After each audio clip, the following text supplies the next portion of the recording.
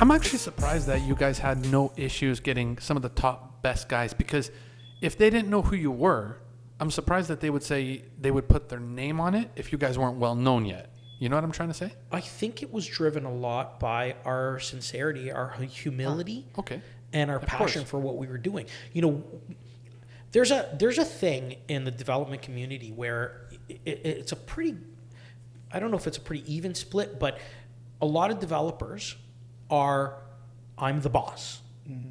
I'm going to tell you how I want to design this building. Exactly. And then you have other developers where we're the project owners, but we acknowledge that we've brought you in as the consultant who is better than us in what you're here to do. Correct. You're an architect. You know the building code. I don't know the building code. What is a developer? You can't pretend to be an architect. What is a developer, essentially? A developer is a business person who creates a company that develops land. What they do is they acquire land, they arrange the financing, they compile a team, they design a building, they submit that design to a city, they negotiate with the city till they get to an approval, they pay their fees, they pull their financing, they either market it for sale or they market it for rent, they build it, they occupy it, they sell it, or they keep it and they register it, and it's done. That's what our job is. I'm not a building code expert. I know a number of the building codes, but I'm not a building code expert. So you know That's what I have Alan Lardin for, Lardin Code. He's our code consultant, that when we need something answered, we call Alan. Alan, what do we do in this situation? And Alan is worked for the city of Toronto many, many years ago, and actually wrote one of the building codes, one of the early building codes for the province. And you know, he'll tell you in just 2 or 3 breaths what you do in that situation. That's the developer that we are. That we acknowledge that we are not experts at every facet of development. So you guys are good at putting teams together. Yes. And humble enough to listen to them. Listen, we talk about humble beginnings. Maybe that should be the title of this. That's what the title is. Of this podcast should be humble beginnings. I can't tell you how many meetings I would finish, and then I would get into my car, which at the time we were still doing in-person meetings. I'd get into my car, and the first phone call was to my wife saying, I can't believe I asked that stupid question where everybody in the room looked at me like I was an idiot. But there is no stupid question. There is no stupid question. I agree. But when you don't know something and you ask a question where maybe the people in the room expect you to know, and you don't know that, and you feel inferior to the people in that room. And I remember my wife's comments saying, you need to go through this, because if without you asking those quote unquote stupid questions, you're not gonna add the answers that you got to your arsenal of information. You're not going to know that for the next time. So you asked it once. If you're smart enough, you won't ask it again, because now you've been given the answer. So I'm very good at taking notes. Like I take notes every day. Pen and paper is very important. I'm still a very pen and paper person. I take notes almost every day. Every meeting, I've got a note for everything. I can go back into my office closet and I've got a dozen books, all 180 pages that go back to 2017. 2016, 2017. And I can go back by date and find notes that I had in almost every single one of my meetings. Okay.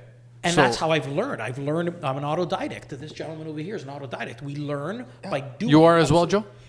We've had to be. I kept my mouth shut in the preliminary early meetings. You look like the idiot. And I was just a sponge. And you were absorbing all the information. I was absorbing every single word that every single consultant made. And like Nick, I took notes upon notes upon notes. And at night, I'd review those notes. Wonderful. And researched. Right? And researched. Googled building code. Googled how to navigate this. Googled. Google's a strong search engine that the information is out there. Like, people are like, well, how do you do what you do? I don't know. Google it. I did. It's a silent partner. It is. Google's a silent partner. There's a lot of information out there on how to do this. The recipe isn't a secret. This isn't KFC over here. Like, no. I can sit here and Heinz ketchup. Yeah, exactly. 57 ingredients. Sure it is. I don't know.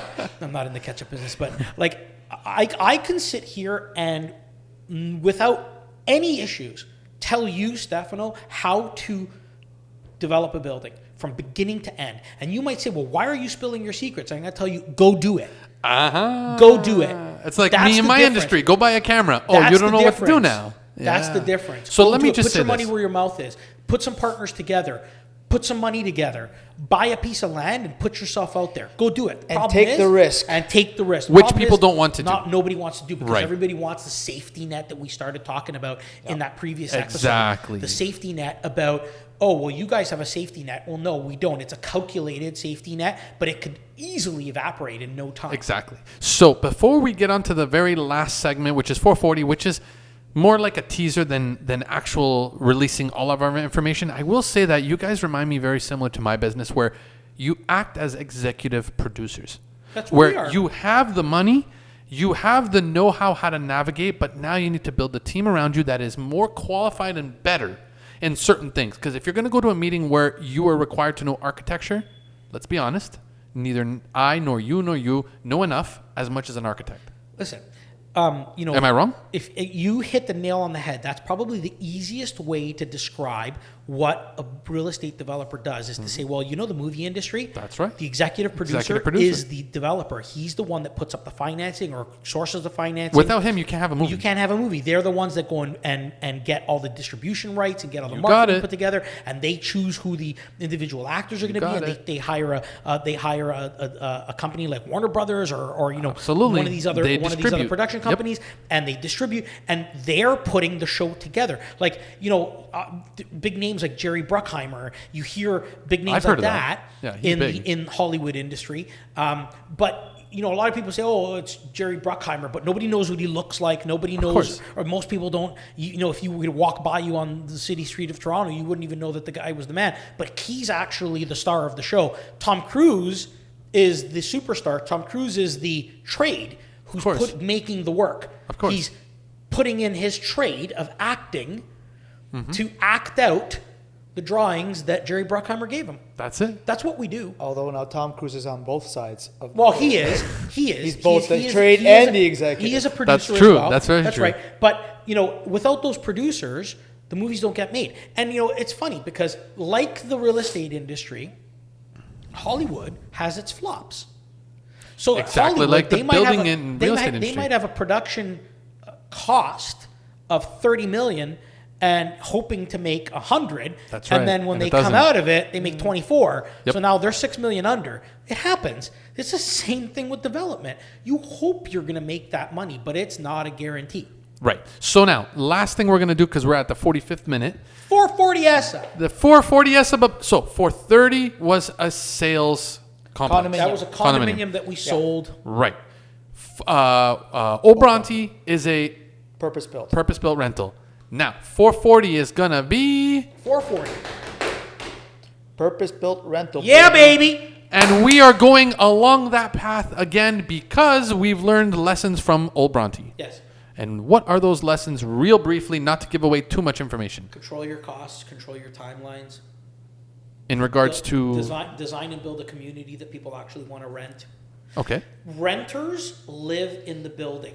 Condo owners live in their units, and I'll explain that. A condo owner owns the four walls of their unit and everything in it. It's their property. Okay. So they live primarily in that unit, and when they go home, they go back to that unit. When they leave the next morning, they're leaving from that unit. Their life is in that unit. Correct. Whereas a renter doesn't own anything in the building. So when they rent, they're renting based on the strength of the building. Does it have the amenities that I like? Does it have the swimming pool? Does it have the gym so that now I don't need a gym membership? Does it have a party room so now I don't have to rent out a restaurant when I want to throw my That's 30th right. birthday party? That's right. Does it have a co-working space so that I don't have to go to WeWork or Regis? I can go to my lobby and flip over my laptop and get free Wi-Fi. It's and the whole coffee. building. It's the whole package. That's right. So the lessons we learned is that a rental building needs to be every bit as good, if not better, than a That's condo right. building. Well, And it me needs add to be run. And I know where you're going. You could take this one. So 10 years ago, rental buildings would try to copy or mimic condo buildings. I think today it's the other way around. I think rental buildings are better built than condo buildings. Better managed. Condo buildings are built to be sold. Once they're sold, they're It's gone. their problem after that, yeah. Rental buildings are there for life. Uh-huh. We're always looking at a 30-year horizon. So we want to build buildings that are going to last that Sustain. time. So the materials are better. The floor layouts are kept in mind in that case. because we want longevity. At the end of the day, these units are being sold over and over and over again. Look, right? You can get and the amenity spaces are also a big factor. Sure. We put more emphasis on the amenity spaces in a rental building than we do in a condo building, because like Nick said, people live in the building. They don't live in their suite. Look, you can get a $10 door handle, or you can get a $19 door handle. The $19 door handle is going to last you 50 years. It's tried, tested, old companies. You know, some of the hardware we're using is Italian hardware, and it's not because I'm Italian and I have a lot of national pride. Well, actually, I am Canadian. Let me rephrase that and correct that. I am born and raised here in Canada, but I have Italian heritage, and I am very proud of my Italian heritage. But we're using Italian hardware in our building. Why? The company's been around for 50 plus years. Their hardware never goes back. So I'm okay spending the extra $9 where I could practically get another handle. I'm okay with spending the extra $9 on one handle, knowing I won't replace it in 5 years. Right, or else you're going to have to, or else and it might even go up in cost. It's going to go up again, and it's the labor component. That's right. It's better to spend a little bit more upfront than have to dish out that capex later on. That's right. That's so, right. Yep. 440 ESSA. What 440 ESSA? 440 ESSA was always going to be a rental building. The property was actually purchased, and we shelved it for a couple of years because there was some tenants in there. It was previously operating as a gas station and a pancake restaurant. On the current property? It's no longer there. It's no longer there, but that's what was there. That's what was there. Actually, Stacked Pancakes, which is now a very, very big franchise in the province of Ontario. Way. We were Manish's, who's the owner. We were his first landlord. What? He started Stacked Pancake House from 440 ESSA in Barrie, and I think he's up to I don't know, Manish, if you're watching this, maybe you can call me and we'll chat, but I think he's 60 or 70 franchises across the province right now. That was his very first home base. That was his very, very first one. That's huge. So, we bought it. We said, you know what, let's just shelf this property for a bit. We'll get into the development of it in a couple of years, and we'll see what we do. But once we started developing it, we knew right out of the gate it was going to be a rental building. The building started originally as an 8-story building with 2 levels of underground, with 195 residential units and 12 retail units at the ground level. That then changed about a couple of years after. We had gone back to the city to increase the building height and rejig our suite mix to now 262 residential units. That change of 67 units was really just a byproduct of the rising cost of construction and having to go back to the city and say, guys, we told you we're going to do this as a rental. We still want to do this as a rental, but we can't do it with the current number of units because the rising cost of construction has just outpaced where the profitability of this project first was. If we don't increase the number of units, we're not going to be able to build this. And we were transparent with them, and we showed them the financials, and they were in agreement. And we ended up increasing that to 262 units. So it is a full purpose-built rental building with probably our best building will be from an amenity standpoint, a build quality standpoint. And look, 430 ESSA was our first building. I'm very, very proud of it. But Old Bronte is leaps and bounds ahead of the quality that we had at 430. And now 440 is going to be even better. It's going to leave it in the dust. And how many years are you projecting from start to finish? I know start is 2024. Yeah, we're projecting about 33 to 34 months. And that is average? That's about average. How for long a did building Old of Bronte that size. take you? About the same time. Even with the delay of COVID? Old Bronte really didn't manifest with any delays as a result of COVID. It was just slightly after. It was just we started a bit closer to we stared in July-ish of 2021. We started tearing down the houses and clearing up the property of some trees and whatnot. We didn't really get into full swing until the end January. of that year, January of 2022. Yeah. And by that time, a lot of things had started to ease. And all I'm gonna say as we approach our 50th minute, it's a long one. It's a good one that we probably will split into 2. What I suggest people do is keep an eye on Old Bronte and keep an eye on One Urban, because we have there's a lot of things down the pipeline. We've got and then there's a secret that we can't say yet. There's a 1,022 unit secret we can't tell anybody about. But how many? I can't tell you again. Oh my goodness! So we have. Would you say that you have almost a 10-year project? On the next one? In general, from now until, would you say that you're looking at, in total, between the surprise building and the one 440 that's about to start? Yes, we're the next 10 years. The next 10 years could be big. Big for. One last question: are you a company, a brand that you want to specifically do one building at a time? Or would you like to take on multiple building constructions at a time? I'll let our risk management officer. Well, yes, risk management. As Nick has mentioned in the past, we are a self-funded company. So from that standpoint, we feel comfortable in one project at a time, but that can change as we, build up our portfolio and build up our equity.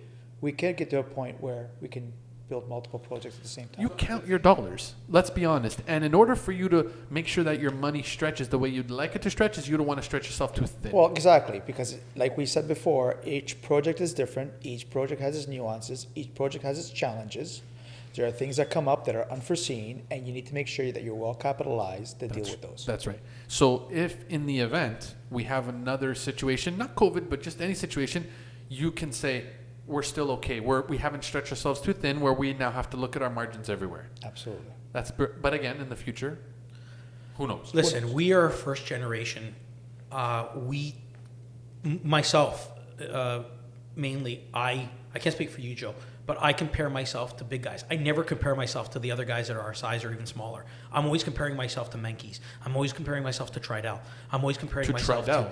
Yeah. Tridel's a heavy hitter. I'm always comparing myself to the big guys and saying, why aren't I doing as many projects as they are? But then I always have to bring myself back to the realization that these guys are third and fourth generation companies. They've inherited. They've carried on the legacy? they've carried on the baton. Sure. And continued the marathon, and I have to always remind myself, look, I'm first generation, right? So and after 8 years to have currently, including what we've completed, close to 1,500 units in our pipeline, completely self-funded. A small company that really came from nowhere. We're doing really great. We're doing really, really well.